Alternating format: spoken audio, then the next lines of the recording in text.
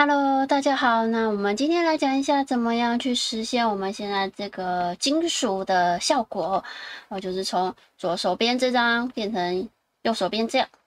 那其实方法很简单，你只要不断的复制图层就好。首先呢，我们要有一个这样子的花。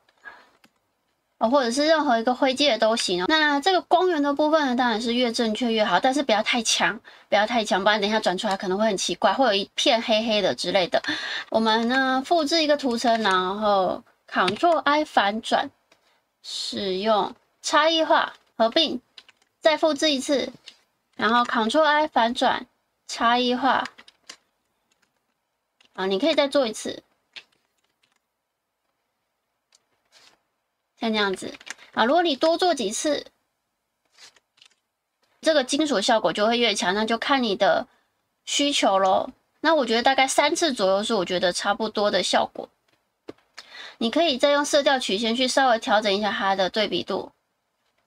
接着呢，我们使用渐层对应，选一个你喜欢的渐层，比如说这个晚霞金就很像。像金属的话，你可以刻意的让你的这个渐层对应的渐层呢，不一定要从深色到浅色，你可以中间穿插一些比较明度比较高的颜色，甚至故意的给它一点点紫色，那它就会有一点点环境反光的效果。那当然有些细节的部分你可能还要再手动的再补一下当然这是以快速制作的话，这样子是最快的。好，那就是这样子这是我们这次的金属效果分享，谢谢大家。